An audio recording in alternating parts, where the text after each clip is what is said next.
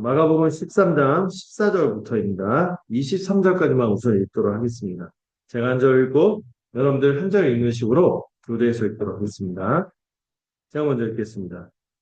멸망에 가증한 것이 서지 못할 것에 선 것을 보거든 읽는 자는 깨달을진저 그때 유대에 있는 자들은 산으로 도망할지어다.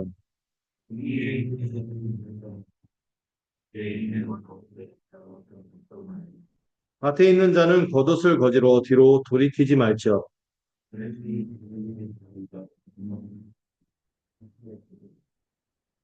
이 일이 겨울에 일어나지 않도록 기도하라.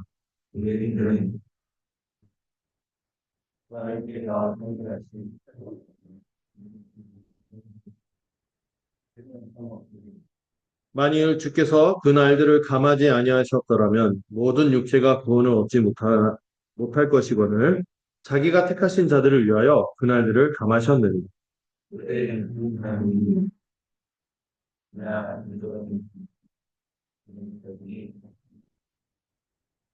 거짓 그리스도들과 거짓 선지자들이 일어나서 이적과 기사를 행하여 할 수만 있으면 택하신 자들을 미혹하려 하리라.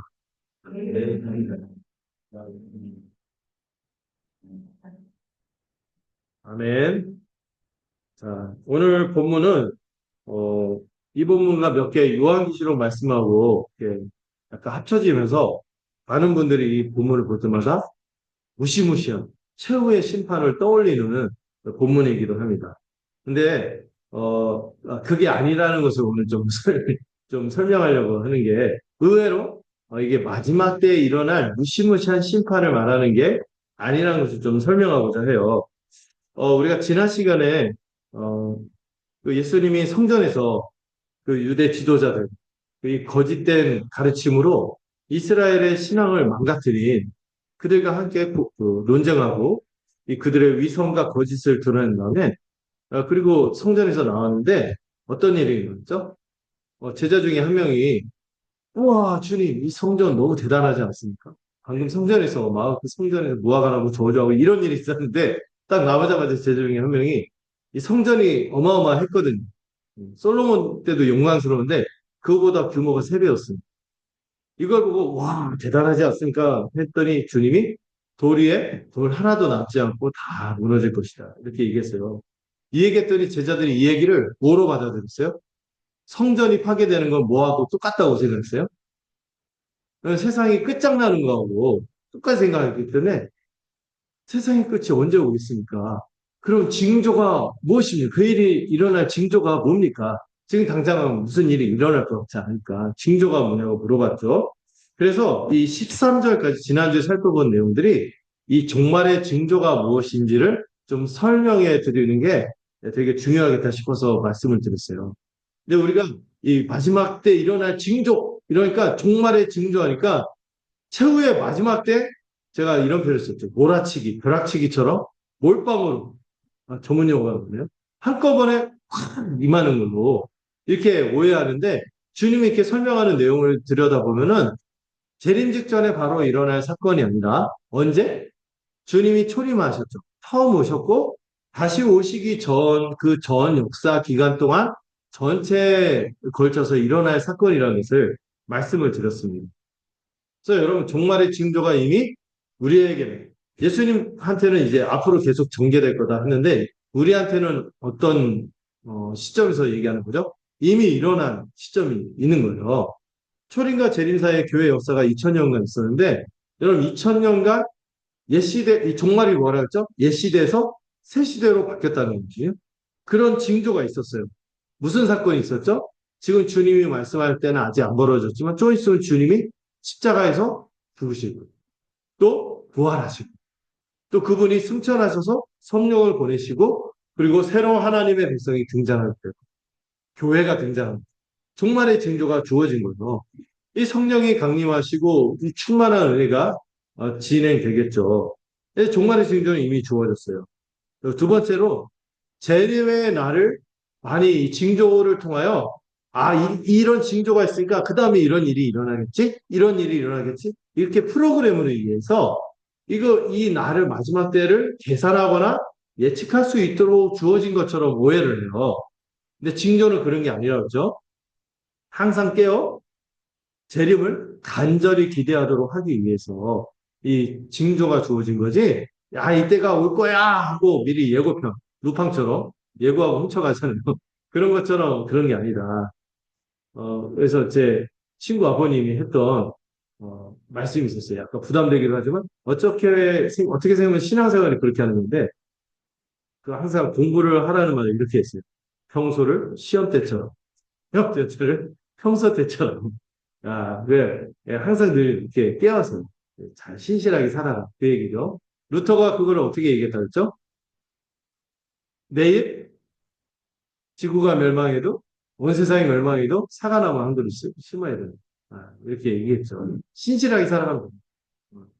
그 다음에 세 번째로는 이 종말의 징조하니까 이 징조가 일어나고 이 재림에 대해서 어떤 생각을 하면은 무시무시한 초자연적 재앙이 한 번에 꽝 대규모적인 사건으로 임해서 그때 재림이 된다.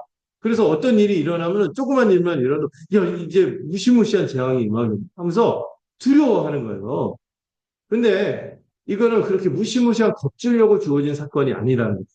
역사의 흐름에서 주님께서 계속해서 내가 올 때까지 있을 일이야 하면서 일반적인 사건을 얘기했는데 예를 들어서 적그리스도가 등장합니다. 무슨 그 이상한 종말론을 믿으면은 예수님과 방불하는 어떤 능력을 가진 전 세계 대통령 이런 사람들이 나타나갖고 막 교회를 핍박하고 무시무시하게 얘기하거든. 그리고 어디에 자세히 보면 666이 새겨져 있어. 뭐 이런 적그리스도가 나타날 거라는 그런 판타지가 있는데 그 판타지다. 이 대적그리스도라고 하거든요. 그런 건 없다. 항상 교회는 세상 복음을 접대하고 교회는 그 가운데서 복음을 전하되 그런 가운데서 이제 살아가는 가운데 있죠. 적그리스도라는 말이 영어로 안티크라이스트인데 안티라는 말이 대적한다는 말도 있지만은 대신해라는 말도 있어요. 그러니까 우리가 믿는 복음을 대적하거나 아니면 복음 말고 다른 걸로 유혹하는 이런 적그리스도적인 세력은 늘 있었어요. 늘 있어 왔던 거죠. 그리고 난리, 재앙, 전쟁 이런 것들이 있어서 막 그 두렵게 한다. 근데 여러분 전쟁은 늘 있어 왔고 재앙도 자연재해 이런 것들은 늘 있죠. 계속 있어요. 근데 그런 게 있어도 두려워하지 말라고 했어요. 아직 끝은 아니다. 오히려 그 재난이 시작을 아닙니다. 새 시대가 시작됐다는 것을 알립니다. 근데 그 가운데서 일어나는 일반적인 사건이 뭐냐면은 계속 그 가운데도 뭐는 전파된다? 복음은 만국에, 천하만국에 전파가 될 것이다. 여러분, 실제로 그 말씀이 이루어졌죠. 종말의 징조가 있어요. 우리한테는 온 세상에 복음이 전파됐어요. 거의 그렇게 말할 수 있죠. 그 다음에 그런 가운데 또 어떤 일도 계속 있어요. 미혹이 있어요. 핍박도 있어요. 또 심지어 어떤 일도 있어요. 우리를 마음 아프게 하는 우리가 같이 살아가는 지체라고 생각했던 사람들 중에서 배교하는 현실도 있을 수 있다는 이 세상에는요, 알곡도 있지만 가라지도 있어요. 또 교회 안에도요, 그 그물로 잡아서 들여오는 물고기도 있지만 그 택함받지 못해서 버림받는 그런 물고기도 있는 거죠. 근데 우리는 그게 누군지를 알 수 없어요. 그래서 때로는 배교하는 현실을 마주하게 됩니다. 그럼에도 불구하고 뭘 기억하세요? 유혹되지 말고 두려워하세요. 이거는 시작일 뿐이지 끝은 아니니까 두려워하세요. 어떻게 알아? 소망을 간직하고 이게 우리가 종말의 징조를 받아들이는 태도라고 말씀을 드렸습니다. 자, 이제 오늘 본문을 좀 들여다보려고 하는데요. 이제 14절부터 37절이 이 예수님이 종말의 징조들과 특히 성전 파괴와 그 다음에 재림에 대해서 가르쳐 주시는데요. 종말의 징조 중에서 정말 중요한 징조 중에 하나가 뭐예요? 종말은 옛 시대가 끝났다는 걸 알려주는 거잖아요. 옛 시대가 끝났음을 알려주는 가장 중요한 사건이 뭘까요? 제자들이 1, 2절에서 물어봤던 대화 오갔던 성전의 파괴. 이 성전의 파괴에 대해서 말씀하는 내용이 14절부터 23절까지입니다. 흔히 이 말씀을 보면서 우와 하면서 마지막 세븐 사이 보면서 막 해성이 떨어지고 막 지구가 막 지진이 일어나고 역병이 돌고 막 전쟁이 일어나고 막 이 복음을 대적하는 막 적그리스도 세력들이 일어나고 막 예수 믿는 사람 핍박하고 막 무서운 막 그런 그림을 갖고 있어요. 우리 어렸을 때 그런 영화도 막 상영하고 그랬거든, 그래서 막, 저 치료를 어떻게 버티지? 막 이런 생각도 하고, 되게 무서웠죠? 근데 여러분, 이 본문을 자세히 보면 안심할 수 있어요. 그게 그런 최후에 임하는 그 무시무시한 걸 얘기하는 게 아니라 이미 우리한테는 언제 일어난 거? 이미 과거에 AD 70년에 일어난 성전 파괴에 대해서 설명해 주시는 거구나 하는 것을 이해할 수 있을 것 같아요. 그 왜 그런지를 좀 들여다볼게요. 네, 조금 이따. 그 다음에 24절부터 27절은 재림 때요. 그때 24절부터는요 좀 달라져요. 그때 접속사 우리 그 한글 성경에는 안 나와 있는데요. 24절 그때 이렇게 나왔죠. 근데 앞에 원래 그러나 이 말이 들어갈 거예요. 그러나 그때 하는 것은 뭐예요? 앞에 거하고 다른 시점에서 일어날 일을 얘기한다. 24절부터 27절은 언제 일어날 일? 재림 때 일어날 일을 24절부터 27절에서 말씀하시고 있어요. 또 이 말씀도 잘 이해, 이걸 잘 이해하고, 그 다음에 마지막 28절부터 37절은 우리가 재림을 맞는 자세가 어떠해야 하는지를 설명해 주십니다. 사실 이거보다 좀 더 상세하게 설명한 게 마태복음 24장, 25장 보면 좀 더 이 종말에 대해서 잘 설명합니다. 그런데 마가복음에서는요, 우리가 흔히 가질 수 있는 오해를 많이 수정해 요. 그래서 이 마가복음을 좀 잘 살펴보도록 하겠습니다. 자, 오늘 본문의 흐름이 어떻게 흘러가는지 말씀드립니다. 14절에서 23절까지는 성전 파괴, 24절부터 27절까지는 재림 때 일어날 일, 25절부터 28절부터 숫자 약하죠, 제가. 37절까지는 재림을 맞이하는 자세. 이렇게 살펴볼 수 있을 것 같아요. 자, 먼저 14절부터 23절을 보시면은, 우리 아까 그 설교 시작하기 전에 읽을 말씀인데, 이제 14절부터 본격적으로 제자들이 궁금해하면서 뭐를 물었죠? 종말 때, 이 마지막 때가 언제 일어나며 그 징조는 무엇입니까? 하면서 물어봤던 그 질문 중에서 그 징조 중에 가장 중요한 징조. 옛 시대가 끝나고 새 시대가 됐다는 가장 중요한 징조인 뭐? 성전 파괴를 설명하는 내용이 14절부터 이제 나오는 거죠. 어떤 분들이 이 본문을 갖다가 미래에 일어날 일, 아직 안 일어나, 재림 때 일어날 그런 일로 설명을 하는데 이건 좀 오해라고 할 수 있어요. 이걸 미래에 벌어질 무시무시한 환란으로 오해하면 안 됩니다. 이 본문이나 또 이 본문과 연결된 구약 성경이나 이런 당시의 기록들을 통해서 이미 과거에 일어난 사건이다. 이걸 알 수 있어요. 자, 주님이요. 지금 14절에서 뭐라고 하죠? 멸망에 가증한 것이 서지 못할 것에 선 것을 보거든. 이 말씀은요. 다니엘서 말씀을 인용하십니다. 제가 말씀을 좀 하나 지금 보여드릴 텐데, 자, 여러분, 이 다니엘서에 보시면 12절, 그 8장, 9장 여기에 걸쳐서 다니엘의 입장에서도 미래에 일어날 어떤 일에 대해서 예언하고 있어요. 그 일이 12장, 11절에 이렇게 빨간 글씨로 써 있죠. 한번 읽어볼까요? 매일 드리는 제사를 폐하며 멸망케 할 미운 물건을 세울 때부터 1290일을 지낼 것이요. 하면서 갑자기 하나님의 백성을 대적하는 세력이 성전에서 드리는 제사를 폐지하고 멸망케 할 미운 물건. 이거 뭘까요? 어떤 우상 같은 것들을 세워서 이거 굉장히 하나님의 백성이 고통을 당할 거다. 몇 년간? 1290일이 대략 3년 반이거든요. 그래서 이 3년 반에 또 그 다음 3년 반 합쳐서 무슨 대환란? 7년 대환란을 주장하는데 아니에요. 합치라고 얘기한 게 아니에요. 이 3년 반을 얘기하는데 이게요. 다니엘 시점에서는 미래에 일어날 일이지만 우리 시점에는 언제 일어날 일? 과거에 일어날 일이고 심지어 예수님 시점에서도 이미 과거에 일어났던 일이에요. 그래서 마가복음 13장 14절에서 멸망에 가증한 것 이렇게 쓴 것을요. 똑같이 누가복음에서는 어떻게 썼는지 아세요? 너희가 예루살렘이 군대들에게 에워싸이는 것을 보거든 이 멸망에 가증한 것을 뭐라고 설명해요? 군대라고 설명해요.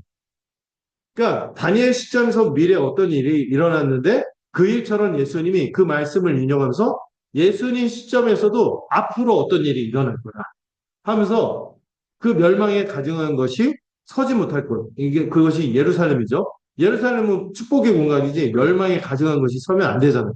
그래서 서지 못할 것에 선다 이런 표현을 쓰는 거죠. 이 예루살렘에 뭐가 에워싸게 되면은 군대들이 에워싸면은 뭐가 가깝다고? 멸망이 가깝다는 것을 깨닫고 어떻게 하라? 피하라는 거예요. 감당하라는 게 아니에요. 당하고 있어라. 3년 반을 잘 버텨라. 이게 아니에요. 그 일 당하기 전에 어떻게 하라? 도망가라. 그 어디에서? 어디에서 도망가야 돼? 지금 둘러싸여 있는 데가 어디야? 예루살렘에서 도망가라. 어. 그 얘기를 하시는 거예요. 그리고 정확히 AD 70년에 예루살렘 성전을 파괴당하는 일이 일어나요. 다니엘은요, 이 다니엘 시점에서도 미래의 일이거든요. 다니엘의 예언은 한 200년 후에, 다니엘 시대는 어떤 제국이 다스렸냐면은, 자, 다니엘은 유다 사람이었다가 포로로 끌려갔죠. 그래서 처음엔 바벨론의 포로로 끌려갔다가 이 사람이 오래 살았어요. 그러다가 바벨론 제국이 뭐에 의해서 멸망당해? 바사. 성경에는 바사라고 하는데 이거를 좀 풀어서 얘기하면 페르시아. 페르시아 제국에서 바벨이 멸망당해. 페르시아 제국에서도 다니엘이 어떻게 했을까요? 잘 나갔어요. 바벨론 때도 잘 나갔는데 인재였던 것 같아요. 페르시아 제국에서도 잘 나가는데 이 페르시아 시대 때 다니엘이 살면서 수많은 일들을 했어요. 다니엘서 보면 재밌어요. 근데 다니엘이 장차 일어날 일들에 대해서 9장인가부터 막 예언을 하기 시작해요. 7장부터 해서 예언을 하기 시작하는데 그때부터 페르시아 제국도 누구에 의해서 멸망당할까요? 바벨론에 이어서 아수르가 있었고 아수르는 바벨론에 있어 바벨론은 페르시아에 의해서 페르시아 바사는 누구에 의해서 여러분들 세계를 정복한 왕 누구였습니까? 알신 알렉산더 대왕이 마케도니아 제국으로 헬라 대제국을 건설하죠. 그때 페르시아가 멸망당해요. 그래서 알렉산더가 잘 나가다가 알렉산더가 어떻게 됐어요? 일찍 죽었죠. 30대에 죽어요. 인도 정벌하다가 간다고 하다가 흉터병에 걸려서 죽어버렸거든요. 그랬더니 넓혀놨는데 후계자는 없어. 후계자가 있긴 한데 약해. 어려. 그러니까 이 큰 헬라 대제국을 누가 쿠데타를 일으켜서 이 장군들이 쿠데타를 일으켜서 이 헬라 제국을 네 개로 쪼개 먹습니다. 혹은 다섯 개, 네 개. 큰 제국으로 네 개가 되는데 그 중에서도 북방을 차지하는 시리아와 이스라엘에 있는 지역을 차지한 왕이 있으니 그 왕이 안티오코스 에피파네스라는 이 왕이에요. 여기 보면 이 왕의 코가 어떻습니까? 까였거든요. 신기하게 이분의 이 석상마다 코가 다 까여 있어요. 소문이에요. 유대인들이 깠다. 왜 그럴까요? 이 사람이 엄청나게 악한 짓을 유대인들에게 저질렀거든요. 근데 다니엘이요. 그 다니엘 시점부터 이게 한 200년 정도 뒤에 일어난 일이거든요. BC 168년. 이때 이 안티오코스 에피파네스가 성전을 모독하는 사건을 벌입니다.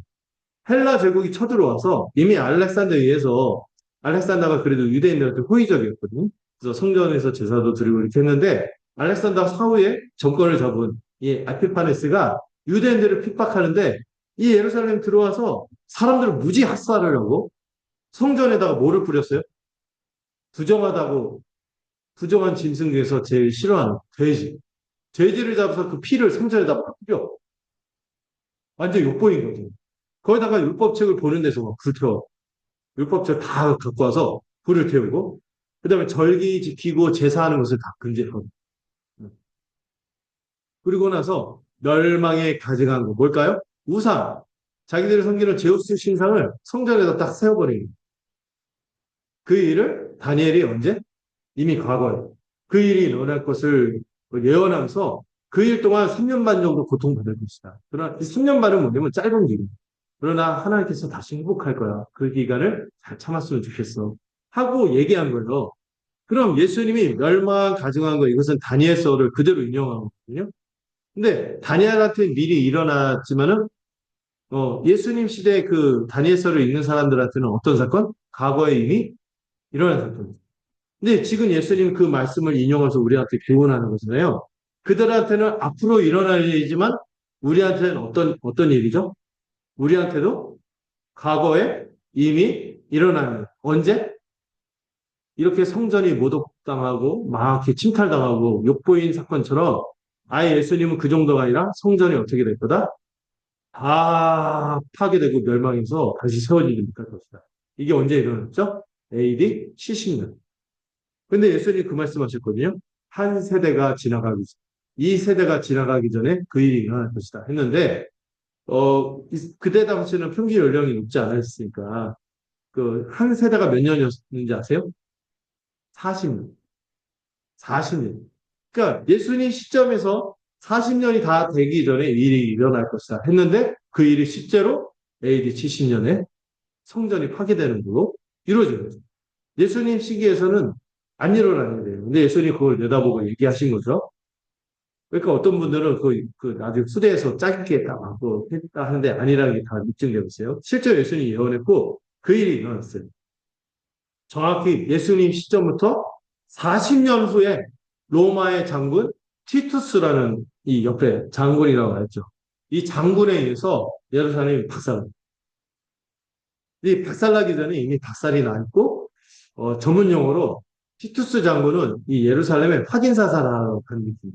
이미 많은 참상이 벌어졌고 그거를 이제 수습하러 들어간 그런 느낌도 있어요. 이 티투스는요 나중에 로마의 10대 황제가 됩니다. 10번째 황제가 되기도 해요. 이 티투스 장군이 실제로 멸망의 가증왕처럼 이 군대가 에어서고 예루살렘 성전을 다 파괴시키고 어디까지 들어가 버려요? 지성소까지 들어가 버려요. 장군으로서. 딱히 자기가 점령했다 이거죠. 이 신은 아무것도 아니다. 이걸 하기 위해서 딱 들어간 거죠. 근데 여러분 이 예수님이 이 여기서 14절부터 23절을 보면은 참 살벌한 얘기들이 나오잖아요. 어떤 얘기가 나오죠? 그때 유대에 있는 사람들은 어떻게 하라? 도망가. 산으로 도망가. 피해라. 딴 데로 도망가라. 그죠? 지붕에 있다 할지라도 어떻게 내려가려고 생각하지 말고 바로 뛰라 이거죠. 집에 있는 무엇을 가지러 들어가려고 내려가지 말라는. 바로 도망가라는.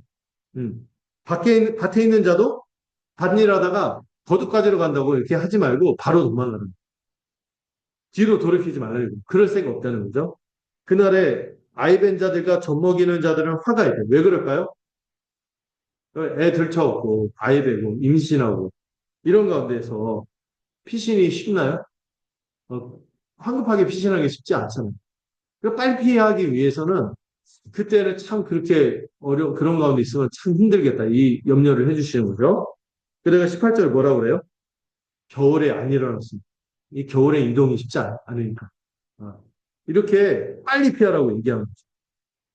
그러면서 20절에 이 19절, 20절 보면 하나님께서 창조한 때부터 지금까지 이런 환란은 없었다. 이렇게 얘기하는데 그러면 질문이 생길 수 있어요. 아니, 성전은 하나 도시에 그들이 섬기는 신전 하나 부서진 건데 이게 무슨 창조 이래로 이런 큰 환란이 없다고 얘기하는가?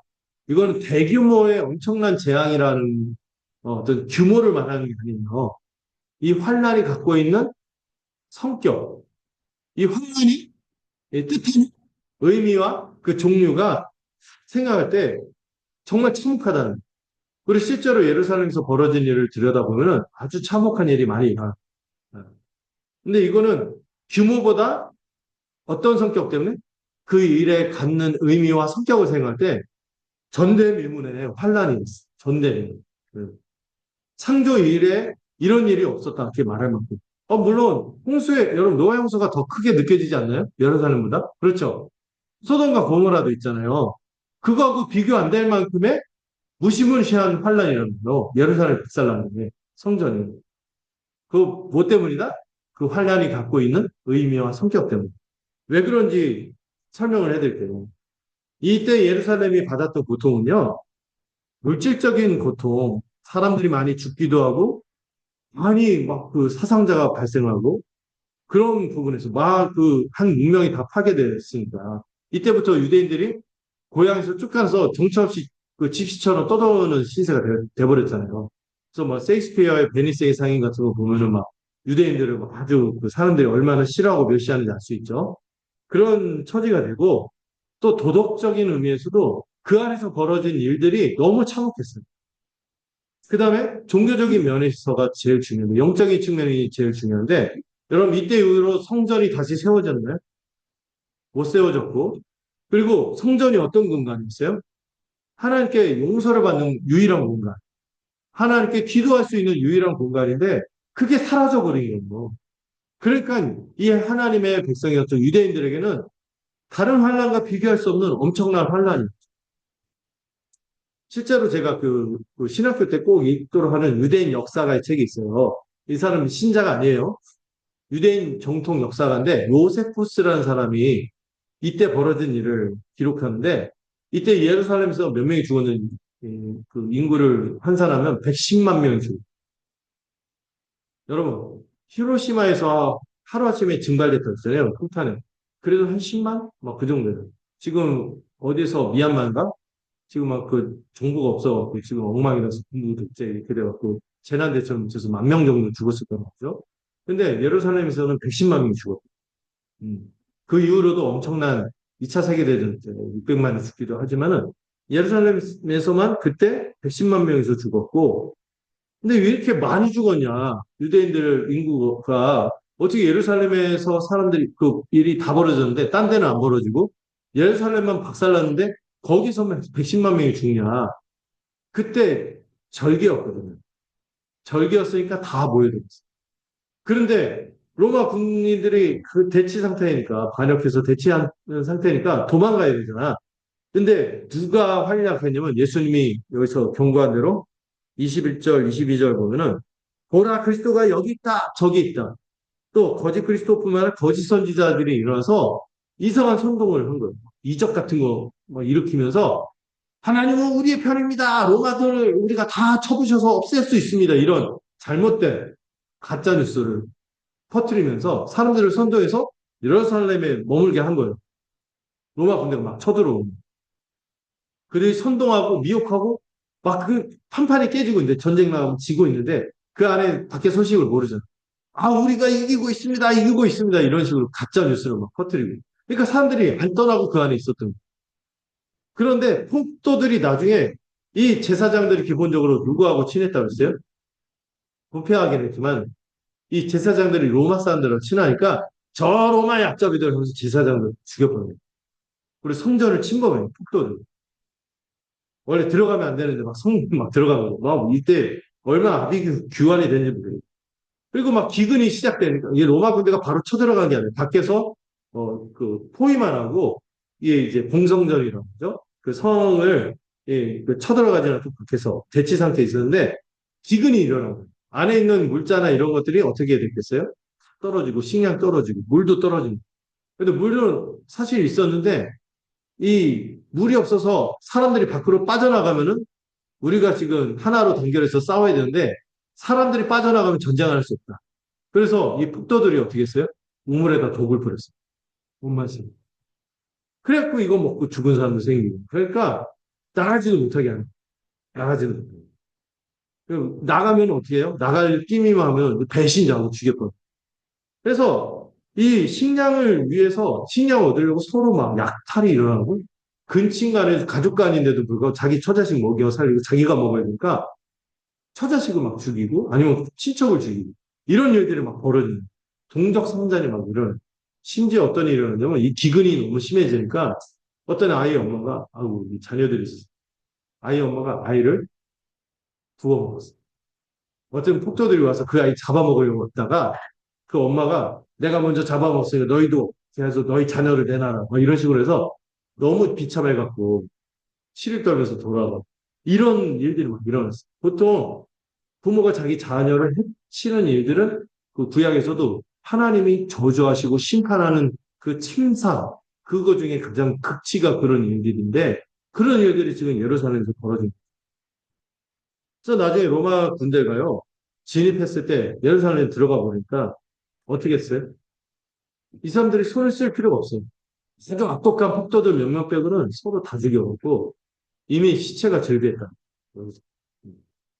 그래서 대부분 살해당해가지고 그 시신을 수습하고 나머지 그 잔당들 처리하는 그 일만 했다는 거죠. 이걸 누가 기록했다고요? 그걸 경험한 유대인 역사가 요세푸스가 그 경험하고 그거를 쓰더라고요.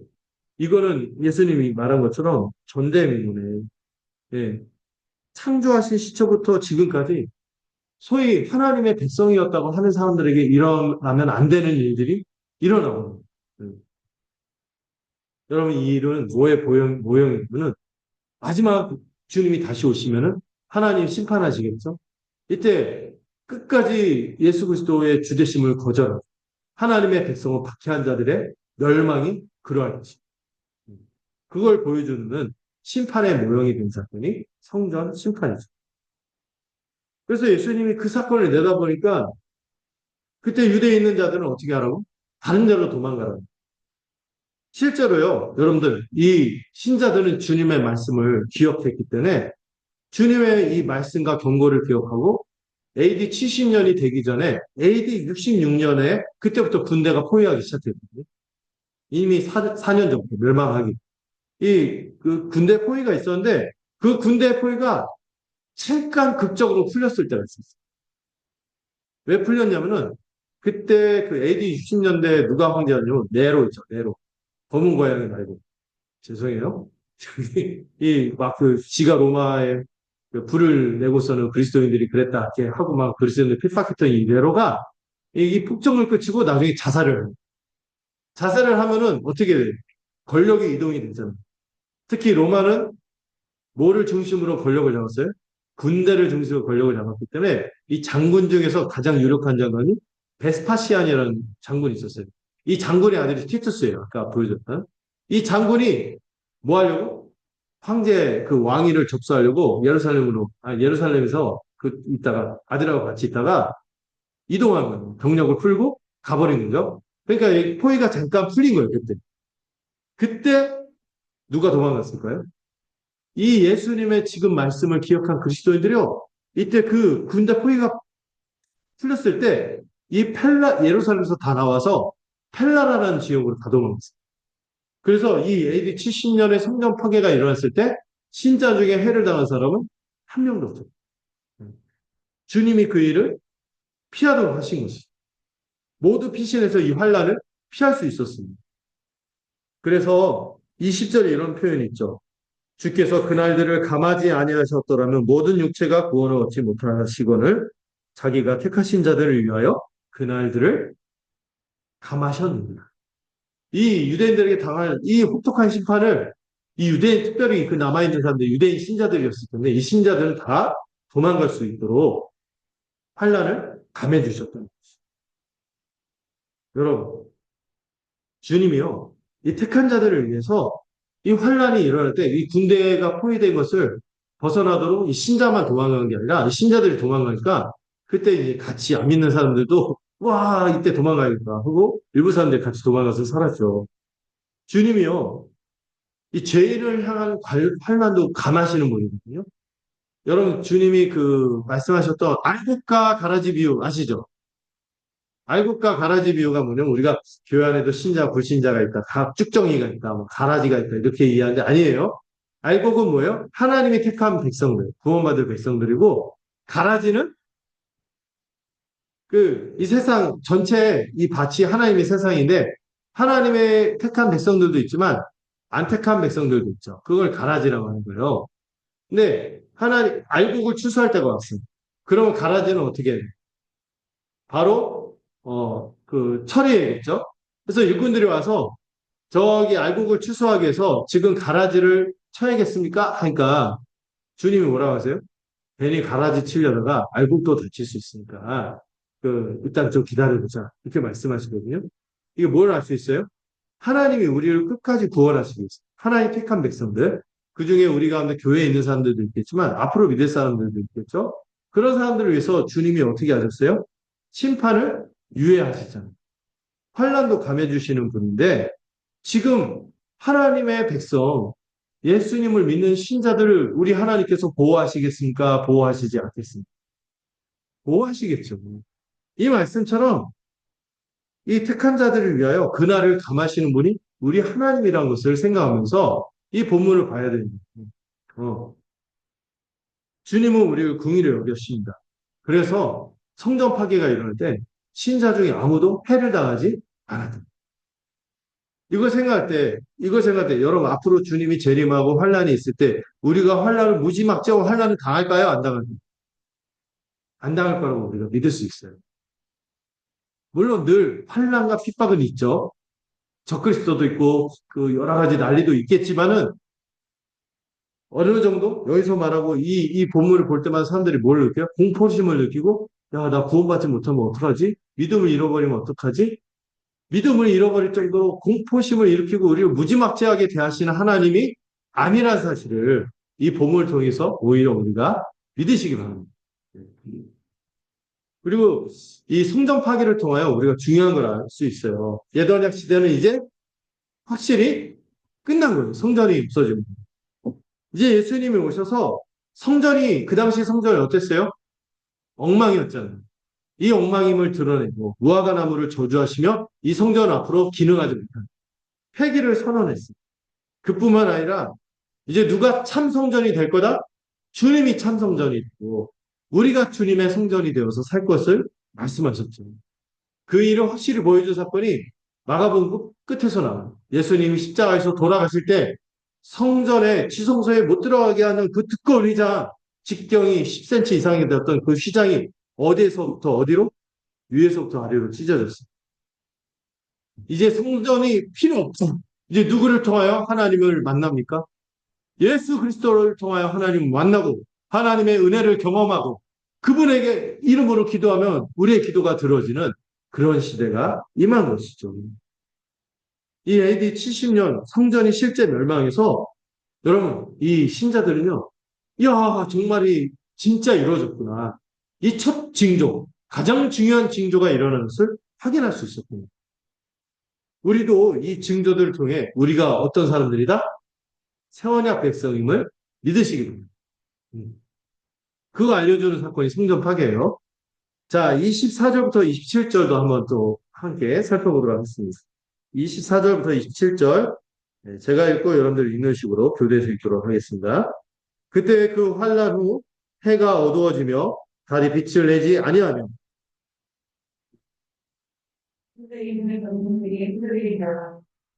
그때 인자가 구름을 타고 그 권능과 영광으로 오는 것을 사람들이 보리라.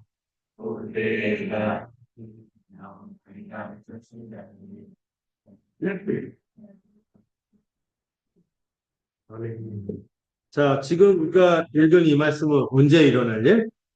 이거는 아직 안 일어날 미래의 일을 지금 재림의 때를 지금 예고하면서 말씀해 주시는 거예요. 그러니까 그 본문 안에서 이걸 좀 나눠서 볼 수 있어요. 또 이게 중요한 근거가 앞에가 그러나가 붙어 있거든요. 그러나 자, 예수님이 앞서 성전 파괴에 대해서 말씀하신데 이제부터는 재림을 말씀하십니다. 성전 파괴가 재난의 시작이라고 했잖아요. 재난의 시작일 뿐 아직 끝은 아니다. 뭘 가지고 얘기하는 거예요? 성전이 파괴된다 하더라도 재난이 시작되었을 뿐 아직 끝은 아니다. 그럼 그 끝은 뭘까요? 재림입니다. 재림. 재림이 끝입니다. 종말의 완성이죠. 그래서 여러분 지금은 종말이 진행 중이에요? 아니에요. 종말이 진행 중이에요. 종말이 진행되는 역사 과정에서 항상 신자들은 아까 이 징조들 있죠. 늘 있을 환란이 있다고 말씀드렸어요. 미혹도 있고요. 배척하는 사람들도 있고요. 핍박도 있고요. 또 우리가 배교도 경험하게 돼요. 이게 있다는 거죠. 근데 이걸 가지고 제가 또 높아시면 말씀드리지만 이 대환란, 7년 대환란 말하면서 종말 직전에 이런 사건이 몰아서 일어나는 것처럼 해서 무슨 일만 일어나면 이게 주님이 오늘 징조다. 그래갖고 이제부터 이제 이렇게 막 해서 막 전 재산 팔고 산에 올라가고 그러면 된다, 안 된다? 안 된다. 실제로 미국에요. 이런 종말론을 가르치는 사람들, 시한부 종말론이 있죠. 1992년처럼 이장립 씨가 그랬던 것처럼 그런 식으로 하면서 그 벙커를 기획 상품으로 파는 그런 걸 제가 봤어요. 이 벙커에 보면 이 3년 반을 지낼 수 있는 식량과 애비양생소 이런 걸 구비를 하고 무기 같은 것도 구비하고 그것도 자급자족 할 수 있는 이런 것들 해서 비싸게 팔더라고요. 이런 기획 상품이 있을 정도로 이렇게 얘기하는데 여러분 이 14절부터 이 23절 이 내용은요. 성전 파괴지 7년 대환란으로 이해하면 안 됩니다. 많이 옛날에 그런 식으로 잘못 가르쳤어요. 그렇게 보면 안 되는 거죠. 여러분, 이거 주님을 대적한 이 예루살렘에 대한 하나님의 심판이자 불신자에 대한 심판의 모형입니다. 이 사건은. 오히려 신자들은 이거를 피하도록 하신 것이죠. 그렇죠. 이걸 감당해라. 이게 아니죠. 이걸 피하라고 하시죠. 도망가라. 이렇게 얘기하십니다. 피할 수 있도록 예고한 거죠. 그리고 여러분 생각해 보세요. 생각해 보셔야 돼요. 그 이전에 가르쳤던 그 7년 대환란 이런 게 있어서 한 번에 몰아치기로 그런 7년 대환란이 일어나면은 여러분 그 시기에 걸쳐 있는 사람들 얼마나 억울해. 왜 이렇게 우리 때 이런 일이 일어나? 이런 얘기 하겠어요, 안 하겠어요? 억울하죠. 무슨 죄가 있다고, 그 사람들이. 때를 잘못 만나고. 이게 억울한 일이죠. 게다가 하나님의 구원 경륜 아래, 구원의 계획 아래서 하나님은 많은 사람이 구원받기를 원하시는 분인데 이 신자들이 기껏 구원했는데 믿음을 잃을 정도로 흔들릴 정도로 무너질 정도로 이 악한 권세를 허락해서 막 유린하게 한다고 신자들 이게 하나님의 성품을 생각할 때 맞는 걸까요? 7년 대환란은 그러므로 여러분들 어떻다? 없다 이렇게 이해하시는 게 맞습니다. 이제 그런데 이 24절부터 나오는 표현이 좀 무시무시하긴 하죠. 해가 어두워지고 달이 빛을 내지 않고 별들이 하늘에서 떨어지고 하늘에 있는 권능들이 흔들리라. 이거 있잖아요, 이거. 이거는데 여러분 이 말씀을 잘 이해하셔야 돼요. 마지막 때가 되면 해와 달과 별, 하늘의 권능들이 흔들립니다. 그리고 이 마지막 재림의 징조는요, 누구도 모르게가 아니라 모두가 알 수 있게 공개적으로 임한다고 말씀을 하고 있죠. 근데 여러분 이 본문을 이해할 때 이게 실제로 해가 막 달이 막 깨 부서지고 막 별들 부서져 갖고 막 지구로 떨어지고 지구 박살나고 이걸로 생각하면 된다? 아니면 이거는 물리적인 우주의 파괴를 말하는 게 아니에요. 하나님이 이 세상을 만들고 뭐라고 했어요? 보시기에 좋았다. 세상을 좋다고 하셨고 선하다고 하셨거든요. 그리고 다음 세상도 이 세상을 우리가 누리도록 주시겠다고 했는데 하나님이 이렇게 세상을 만들어 놓고 이걸 다 깨부셔. 그러면 하나님이 사실 결과만 놓고 보면 누구한테 진 것처럼 보여요? 사단한테 진 것처럼 보여요. 하나님은요, 자기 영광을 뺏기지 않는 분이에요. 하나님이 좋다고 하시고 선하다고 하신 것을 하나도 잃지 않는 분이에요. 우리가 누릴 다음 세상을 생각할 때, 그래서 이걸 기초해서 우리가 지구가 아니라 지구를 떠나서 우리 몸도 온전하지 않은 가운데 여기 동그란 거 달고 날개 달고 날아다니고 그 이상한 그 괴물이죠. 천사도 꼭 천사가 이 날개가 있긴 한데 쓰라리고 꼭 그렇게 묘사하지는 않거든요. 이 다음 세상에서 우리가 살아갈 세상도 어떤 환경으로 얘기하고 있어요? 물리적인 환경으로 얘기하고 있어요. 우리가 누리는 몸도 구체적인 생생한 몸을 입고 살아가는 것이죠. 그래서 여러분들 그 오늘 식탁교제 때 맛있는 거 먹는다고 들었는데 그거 먹을 때 다 정말 맛있게 이렇게 먹잖아요. 다음 세상에서 그 맛있게 먹고 내가 좋아하는 거 있을까요? 없을까요? 여러분들 좋아하는 거 음식 떠올려 보세요. 네. 있어요. 우리 형제들 축구 있습니까? 없습니까? 하면은 축구 있다고 하면 얼굴이 환해져. 네. 풀스 있을까요? 있을 수도 있어요. 네. 여러분 우리가 이 창조와 이 몸의 부활의 연속의 관점에서 우리 다음 세상을 이해할 때 여러분 그럴 때 우리가 이해할 수 있고 소망할 수 있어요. 그러니까 잘 알지 못하는 분은 몸 하반신은 없고 꼬마 유령 캐스퍼 이런 막그 귀신들 그릴 때 막 하반신이 있죠. 그리고 둥둥 떠다니면 소망이 될까요? 안 돼요. 성경에서 그런 식으로 말 안 해요. 그런 아직 그 이교적인 관념인 그 영지주의라고 해서 이원론이라고 해서 영과 육을 구분하고 육은 나쁘다고 하는 이상한 세계관이 들어가서 그렇게 이렇게 이해하는 것이죠. 여기 나타난 그러면 여기 뭐 우주가 깨지는 것처럼 나오는 거 뭡니까? 이거는요. 문학적으로 사용한 표현이라고 할 수 있어요. 이 여기의 현상은 전 우주에 걸친 어떤 격변 현상이 일어나는, 거대한 변화가 일어날 때 이런 표현을 씁니다. 특히 정치적이고 어떤 영적인 성격이 뒤바뀌고, 특히 영적인 성격, 하나님의 통치가 본격적으로 시작되고, 그다음에 정치적인 성격, 이 세상의 권세들이 멸망하고, 특히 세상의 그 권력 이동이 일어날 때 이런 표현을 구약에서 썼거든요. 구약 예언서에서 이런 표현들, 이 우주가 격변하는 이 표현들을 동일하게 씁니다. 언제 썼냐면은 바벨론이 멸망하는 것을 하늘에서 별이 떨어졌도다, 별이 떨어졌도다, 해와 달이 빛을 잃었도다, 이런 식으로 표현을 해요. 뭐가 바뀔 때? 그 세상을 그 권력의 판도를 잡고 있는 거대한 세력, 제국, 이런 것들이 꺾일 때 그런 표현을 씁니다. 바벨론이 멸망할 때도 이 표현을 쓰고요. 그리고 이스라엘을 지속적으로 괴롭혔던 악질적인 민족이 있으니 에서의 후예인 에돔. 에돔이 멸망할 때도 그 표현을 써요. 그러니까 하나님이 보실 때 어떤 거대한 일을 나타낼 때 이런 문학적 표현을 통해서 이스라엘이 소망을 갖도록 준 표현이 이런 표현들이에요. 여러분, 이런 악한 세력과 우리를 옥죄고 있는 거대한 세력들이 있고, 우리가 독재를 경험했었잖아요. 일제시대. 그 시대 아래 살고 있으면요. 어떤 생각이 드는지 아세요? 세상은 늘 똑같고 아무것도 안 변하겠구나. 아무 소망이 없겠구나. 이럴 때 그 사람들이 고정관념에 서 아무 소망이 없다 이렇게 생각할 때 뭐 지금도 뭐가 되냐 안 되냐 사람들이 마음이 어렵잖아요. 잠을 못 자고 있다는데 안 바뀔 것 같아. 이런 악한 이 기득권들 하면서 막 안 바뀔 것 같아. 그런데 이 예언서들이 뭐를 꿈꾸게 해요? 그거를 뒤흔드는 표현을 쓰는 거예요. 온 우주가 온 세상이 뒤집힐 거다. 다 괴력이 일어나. 다 뒤집힌다. 이런 표현을 써서 세상이 바뀐다는 소망을 갖도록 하는 표현이 이런 표현들이에요. 음. 특히 구원, 하나님 구원 역사를 일으킬 때 나타날 사건들을 묘사할 때 이런 표현을 썼다고요. 왜? 이 고정관념에서 벗어나. 이 세상이 지속될 거라 생각하지 말라고. 다 무너지고 새로운 질서가 시작이 될 거라. 이걸 소망을 갖도록 이런 표현을 쓰는 거예요. 그래서요, 베드로가요, 초대교회 때 성령 처음 받고 사도행전 2장에서 처음 설교할 때 이 표현을 그대로 씁니다. 어떤 사건을 설명하면서 그들에게 뭐가 임했어요? 성령이 임했어요. 옛날 구약 때는 특수한 사람들한테 하나님이 택해서 구원자 역할을 할 일부에게만 성령을 주는데, 이제부터는 누구에게? 예수를 믿는 모두에게.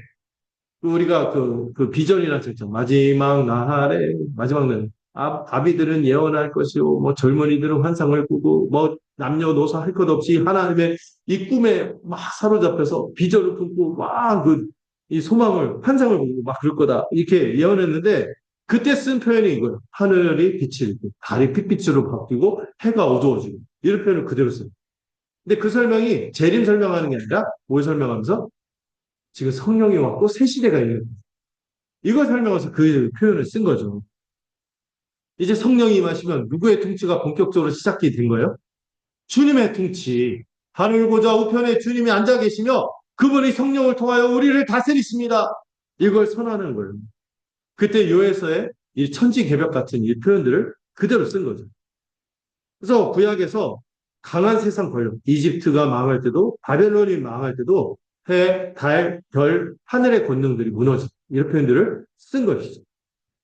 여러분들 그랬을 때 지금 이 본문에서 주님이 얘기하는 거는 재림 때 일어날 일이 맞긴 한데 뭘 얘기하는 거예요? 실제 우주가 파괴된다는 얘기가 아니라 우리가 살고 있는 지구가 박살나고 막 뭐 무시무시한 일이 일어나고 이렇게 받아들이기보다 뭐가 무너진다는 걸 얘기하는 거예요? 여러분, 우리를 인류 역사에서 이 세상이 시작된 이후로 우리를 계속 대적하는 세력이 있어요. 어떤 세력? 죄, 사망을 무기로 우리를 옥죄는 이 악한 사단의 권세, 이 세상의 악한 영적 권세들이 다 무너질 것을 장엄하게 묘사한 것이 24절부터 27절의 말씀입니다. 그 일이 언제 일어날까요? 26절. 인자, son of man, 사람의 아들. 닌자 아니에요. 인자가 뭘 타고 오셔? 구름을 타고 오시는데, 이게 막 예수님이, 이게 뭐냐면, 구름은 항상, 여러분 슈퍼스타 나오면은 막 무대에 막 안개 깔잖아요. 그런 것 같은. 하나님이 그 현현하실 때 나타난 독특한 표현을 구름이 있거든요. 예수님이 이 구름 가운데 하나님처럼 하나님으로 친히 이 땅 가운데 임재하시는. 그리고 여러분, 예수님이 우리가 가는 거예요? 예수님이 오시는 거예요? 예수님이 오시는 거예요. 예수님이 큰 권능과 영광으로 올 것을 모두가 볼 것이다. 그리고 완전한 새로운 질서, 새하늘 새 땅이 시작될 것이다. 이게 이제 이 본문에 주어진 겁니다. 다니엘서 7장의 말씀을 지금 예수님이 인용하신 거예요. 이때 주님이 하나님 나라를 완성할 겁니다. 사단의 권세, 세상의 권세를 모두 멸하고 온 세상 모든 민족에게 하나님의 영광스러운 통치가 시작될 것입니다. 본격적으로 임할 거예요. 그리고 그리스도가 권능과 영광 중에 재림하시는 것입니다. 그리고 마지막 27절이 소망이 되죠. 그 인자이신 주님이 누구를 보내서 이 천사들을 보내서 자기가 택한 하나님의 백성은 누구겠어요? 하나님이 택한 백성은 우리를 사방에서 다 모아서 남김없이 다 구원하신다는 이 재림의 소망을 말씀하십니다. 이때 한 명도 잃어버리지 않고 우리 모두가 하나님 나라에 들어갈 것입니다. 할렐루야. 그러니까 이 본문 보면서 북주고 협박하고 그러니까 열심히 이러라고 이 말씀이 주어진 게 아니에요. 소망을 가세요. 그리고 두려워하지 말라고. 주님은 우리를 환난을 피하게 하시고 보호하십니다. 결국엔 우리를 괴롭히는 모든 악한 세력들은 어떻게 할 것이다? 완전히 심판하고 우리를 다 구원하십니다. 이걸 소망하라고 이 말씀을 준 거지. 이거 보면 보고 겁먹으면 된다, 안 된다? 안 되는 거죠. 소망을 가져야 된다. 할렐루야. 자, 마지막 단락 28절부터 37절을 살펴보도록 하겠습니다. 자, 28절 제가 읽고, 자, 그 다음 절 여러분들 읽으시고 교대에서 읽을게요. 무화과 나무의 비유를 배우라. 그 가지가 연하여 지고 잎사귀를 내면 여름이 가까운 줄 아나니.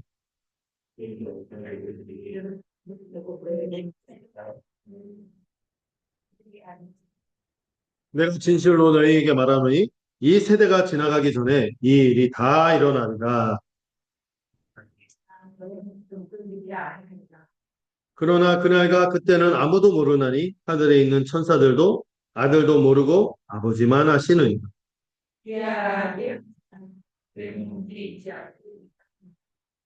가령 사람이 집을 떠나 타국으로 갈 때 그 종들에게 권한을 주어 각각 사물을 맡기며 문지기에게 깨어 있으라 명한과 같으니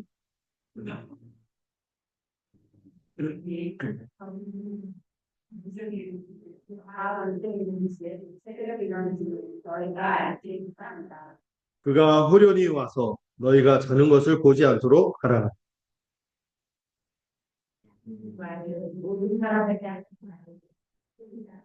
아멘.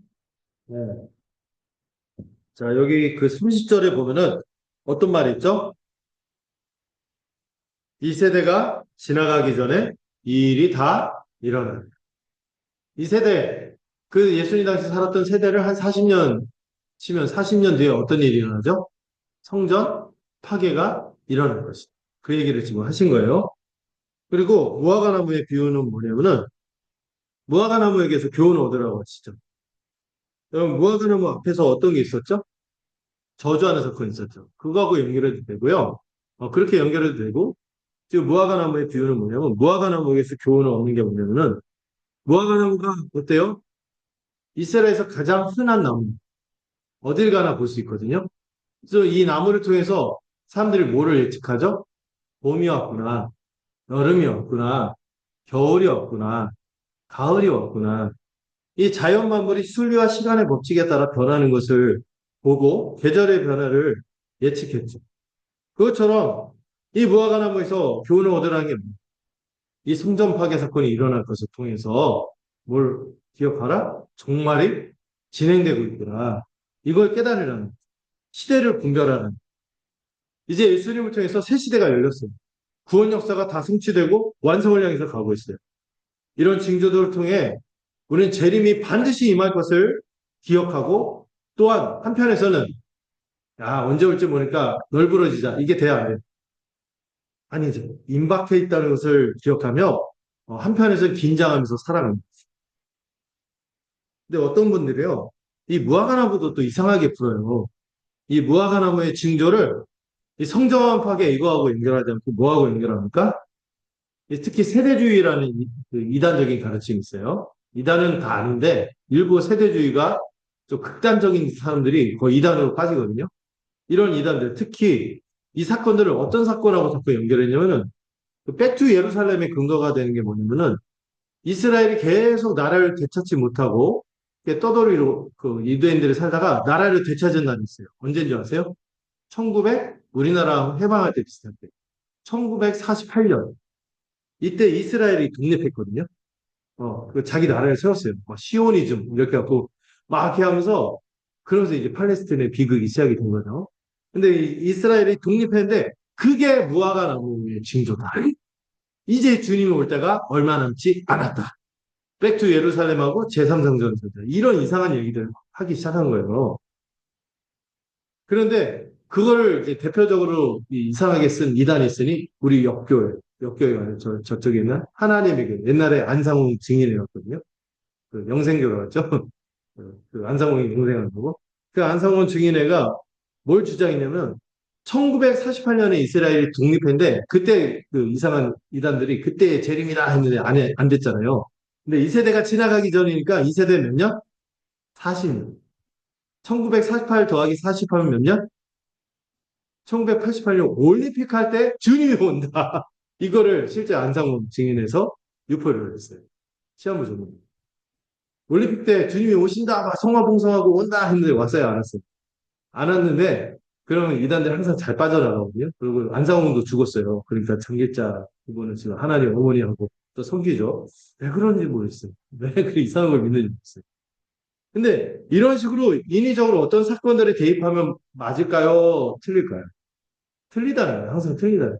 아까 얘기했죠. 재림의 징조는 항상 있는 거예요. 근데 렇게 하는 이단들도 그렇고 이렇게 이런 것들을 이용하는 사람들의 특징이 뭐냐면 신앙생활의 동기를 뭐를 이용하는지 아세요? 공포심. 지옥 갈 거예요. 여러분 우리의 신앙심의 동기는요. 공포심이 아니거든요. 소망이어요. 소망이고 믿음이고 사랑이어야 합니다. 이런 건데 이 공포심으로 사람들을 일상을 포기하게 하고 인간적인 열심을 강요한다는 거예요. 그래서 집 다 팔아갖고 저기 1992년 이장이 산에 올라가고 다가올 미래를 준비하라. 다음 이성교회 이렇게 하는데 이장님 씨는 장기 채권 투자하고 막 이렇게 막 엄청나게 이렇게 불을 축적했다 해서 가짜죠. 가짜. 그리고 이런 시한부 종말론의 문제가 뭐냐면은 이 인위적인 공포심으로 거짓된 열심을 불러일으키는 것도 문제지만 뭐도 문제냐면은 언젠가 오는데 지금은 안 와. 이러면서 오히려 재림을 소망하지 않고 안일함에 빠져 살도록 하게 한다는 함정이 있어요. 그래서 여러분 징조는 항상 깨어 근신하기 위해서 주어진 거지 우리를 막 공포심에 사로잡혀서 다급하게 준비하게 한탕치기죠. 반대로 안일함에 빠지게 한다면은 잘못된 소망이 잘못된 그 진리를 붙들고 있는 것이죠. 분별할 수 있겠죠. 자, 사도행전을 보시면요. 주님이 말하신 이 한 세대가 일어나기 전에 그 일들이 다 일어날 거다 하는 징조가 다 일어났어요. 여러분, 예수님이 승천하실 때가 30년 대, AD 30년 후반대라면은, 여러분, 사도행전 역사가 이 30년대부터 그 60년대까지 기술되어 있거든요. 그 20년간 어떤 일이 일어났어요? 구원의 역사가 성취되었어요. 미혹도 있고, 전쟁도 있고, 난리도 있고, 배교도 있지만, 복음이 전파되기 시작했어요. 예수님 말씀하신 대로, 예루살렘과 온 유대와 사마리아와 땅끝까지 복음이 전파된다는데 바울이 어디까지 갔어요? 유럽까지 갔어요. 그 다음에 로마까지 세계의 중심지 모든 길은 로마로 통한다. 그러니까 로마로까지 복음을 전했습니다. 한 세대가 지나가기 전에 실제로 복음이 전해졌어요. 그리고 사도행전 기록하고 얼마 안 돼서 실제로 예루살렘도 멸망했습니다. 선지는 없어져도 주님의 말씀은 없어지지 않는다고 말씀하셨죠? 이 말씀을 오해하면 안 돼요. 천지가 없어질 수 있구나. 이 얘기 하는 게 아니에요. 이 뉘앙스가 뭐냐면은 주님의 말씀은 반드시 이루어진다. 이걸 강조하는 표현이에요. 그거예요. 천지가 없어질지언정 주님의 말씀은 반드시 이루어진다. 이런 표현인 거지. 천지가 없어지고 나서 주님의 말씀이 이루어진다. 이게 아닌 거죠. 무슨 뉘앙스인지 알겠죠? 주님의 말씀은 반드시 이루어진다. 이런 맥락에서 실현되고 영원할 것을 강조하는 표현이죠. 여러분들 실제로 이 종말의 징조들이 승천도 있었고요. 성령도 강림하고 교회가 세워졌는데 그 교회를 향한 핍박 이런 일들이 한 세대가 지나가기 전에 다 일어났습니다. 모든 징조가 실현되는 것을 보고 이들이 사도행전을 다 기록하고 사도행전 그 끝까지 28장까지 딱 봤는데 그 이후에 한 10여 년 뒤에 실제로 모두 멸망하는 거 봤어요. 성전도 파괴되는 것을 봤어요. 그때 이후로 교회는 어떤 확신을 갖게 됐을까요? 우리가 바로 종말을 살아가고 있고 새 언약 백성이고 우리가 진짜 원하는 이거를 확신할 수 있었던 것이죠. 여러분 이 모든 것이 다 실현됐어요. 하나만 안 이루어진 게 있어요. 뭘까요? 재림만 안 이루어진. 그러니까 이 재림도 반드시 일어날 것을 소망하면서 신자들은 살아가는 것이죠. 극심한 핍박에 이때 당시 그 핍박이 예수님도 그렇지만 이 복음서를 읽는 신자들도 그 핍박이 계속되었기 때문에 위축되었을 거예요. 그렇지만 지금 그런 핍박이 있지만 지금 끝은 아니고 재난이 시작일 겁니다. 하나님 그 환난을 경하게 하시고 또 지금 우리가 구원받은 하나님의 백성이라 소망을 가질 뿐더러 반드시 누가 오신다? 주님이 오셔서 모든 우리의 원통함, 억울함, 아쉬운 것들을 다 해결하는 그날이 올 거다 이걸 소망하면서 살아갔죠. 그리고 모든 거대한 역사, 구원 역사의 중심이 이제 누가 아니라 누구다? 이스라엘이 아니라 우리구나 하는 것을 깨달을 수 있었거든요. 유대인들이 얼마나 교회를 괴롭혔는지 그 당시. 그런데 저들이 아니라 이제 우리가 중심이 되는 이걸 깨닫게 된 거죠. 그래서 여러분 이 말씀을 드렸어요. 주님이 주관하시고 이끌어 가시는 이 구원 계획에 변수는 없어요. 변수가 없어. 결국 우리는 이미 결말을 스포일러 당했다고 하죠. 우리는 극복하고 승리할 것이죠. 그리고 주님이 좀 당부하신 말씀 있죠. 다만 이 재림이 일어날 때는 알 수 있다 모른다. 모른다.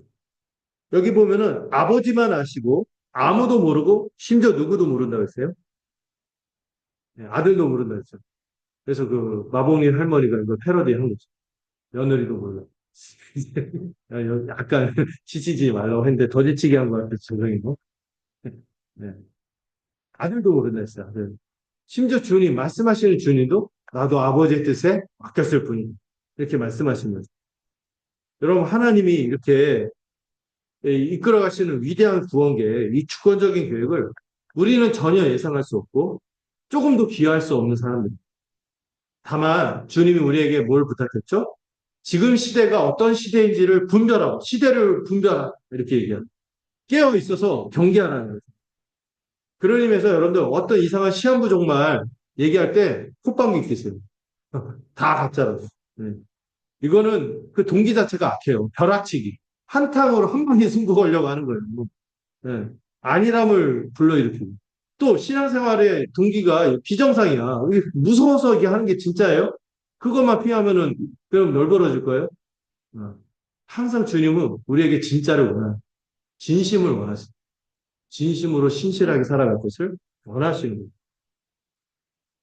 마지막으로 주님이 이 종들에게 권한을 주고 집안 사무를 맡기고 떠난 이 주인의 비유를 말씀하십니다.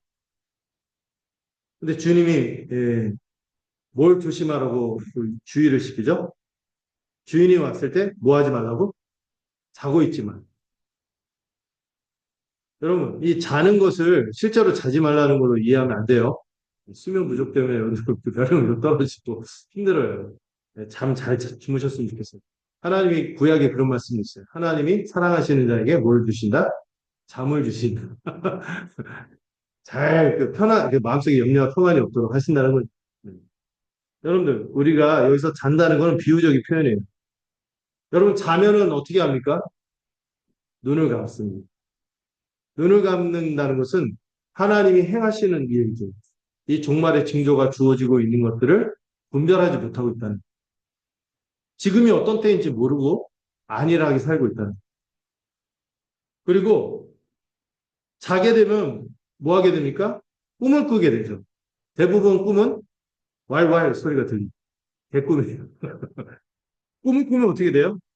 의미 있는 꿈이었으면 좋겠는데 이 잠든 사람들은 무의미한 꿈을 꿔요. 헛된 것을 실상처럼 여기면서 헛된 탐욕에 이기심으로 살아가는 것을 자고 있다. 이렇게 표현할 수도 있어요.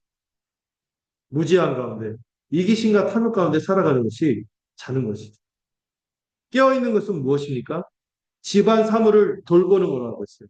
이 집안 사물을 돌보는 것이 뭔지 들여다보면은 그 주님이 마태복음이나 이런 데서 얘기한 걸 보면은 그 집안 사물을 돌보는 게 뭐냐면 우리가 사명을 감당하는데 사명이 뭐가 있죠?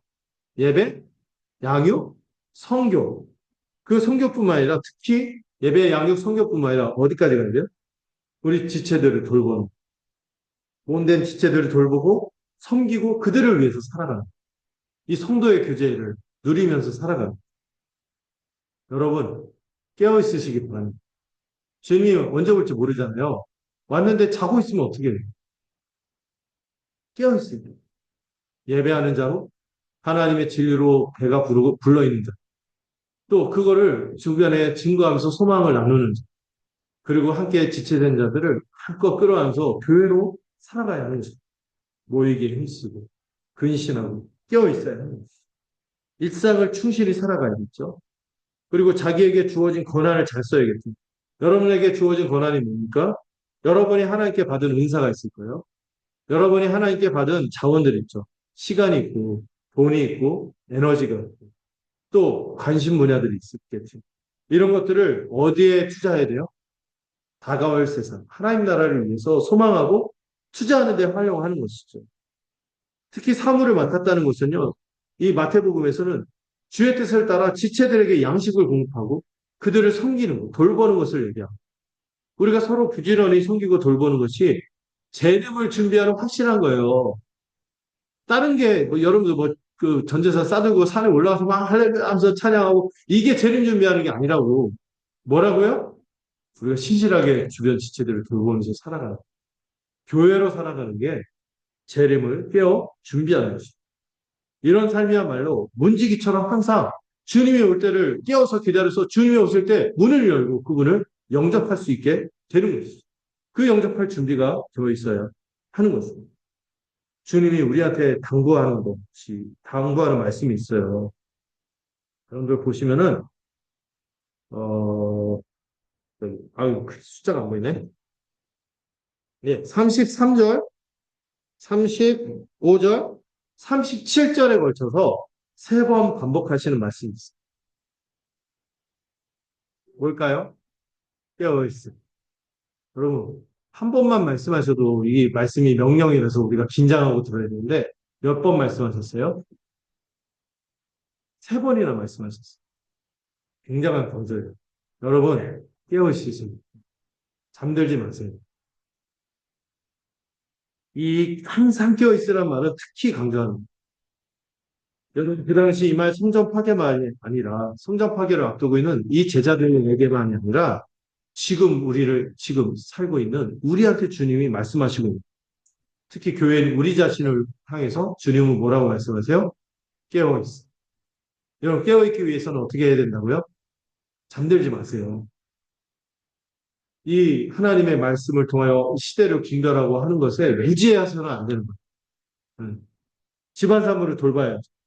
우리 주변의 지체들을 부지런히 돌보고 우리에게 맡겨진 사명, 예배, 양육, 성교의 사명을 부지런히 감당하고 또 우리가 갖고 있는 은사와 전환들을 합당하게 쓸 수 있어야 하는 것입니다. 그렇게 하다가 우리 주님 맡기를 간절히 소망합니다. 말씀을 맺을게요. 첫째로 오늘 본문을 통해서 첫째 대지를 통해서 우리가 교훈을 받을 수 있는 건 주님이 성전 파괴를 예언해 주셨잖아요. 이거 우리 겁주려고 한 말씀이 아니죠. 하나님이 어떤 분이심을 기억하라는 거예요. 자기 백성을 보호하시는 우리를 끝까지 인도하시는 그 은혜를 기억하고 고난이 닥쳐도 두려워하지 말고 담대하게 살아가라고 주님 우리에게 말씀하시는 거죠. 그래서 여러분들 재림에 대해서 생각할 때 공포심을 가지면 된다, 안 된다? 안 된다. 염려하면 된다, 안 된다? 안 된다. 소망을 가지셔야지. 그런 것이. 그래서 두 번째, 이 재림에 대한 소망하고 연결됩니다. 영광스러운 재림을 여러분 소망하고 계십니까? 지금 이게 전부가 아니라는 걸 기억하셔야 돼요. 주님은 우리 중 또한 한 사람도 잃지 않을 것을 생각하면서 소망으로 살아가시길 바랍니다. 세 번째로, 여러분, 때를 아끼시기 바랍니다. 깨어있으라는 는 때를 아끼라는 하고도 연결돼요. 우리 주어진 삶의 기회는 또 주어질 수 있을까요? 없어요. 단 한 번 주어진 기회거든요. 이 기회를 다시 없을 것으로 여기고, 여러분 한 번 사는 인생을 주님을 위해서 값지게 쓸 수 있기를 바랍니다. 그럴 때 깨어서 주님의 재림을 기쁘게 맞겠죠. 여러분 이렇게 기쁘게 주님을 맞는 우리 모두가 되기를 소망합니다. 기도하겠습니다. 하나님 아버지, 주님은 우리에게 이 종말의 징조를 말씀하시면서 우리가 두려움을 갖기보다 미혹되기보다 분명 확신과 소망을 가지고 살아가기를 원하셨습니다. 이 이미 벌어진 이 성전 파괴 사건을 통하여 하나님이 우리를 하나님의 백성으로 택하시고 보호하시고 신실하게 인도하시는 분임을 소망하고 어떤 우리 삶 가운데 어려움이 주어진다 할지라도 우리를 낙심케 하는 일이 있다 할지라도 그 흔들리지 않고 굳은 믿음으로 살아가는 우리 모두가 되도록 축복하여 주시옵소서. 무엇보다 우리가 이 땅을 살아가면서도 늘 시선이 하늘에 있기를 소망합니다. 영광스러운 재림을 소망하며 살아가게 우리를 붙들어 주시고 또한 우리가 소망하고 확신하는 것은 주님이 우리 중 한 사람도 잃지 않을 것을 기억합니다. 주님 궁극적인 승리가 우리 가운데 있을 것을 기억하며 어떤 어려움이 있다 할지라도 극복하며 전진하는 우리가 되도록 축복하여 주시옵소서. 주님 깨어 있으면 때를 아끼는 우리가 되도록 붙들어 주시옵소서. 주어진 삶의 기회를 낭비하지 않고 주님을 위해서 값지게 사용하는 결실을 들고 주님 앞에 서 있기를 원합니다.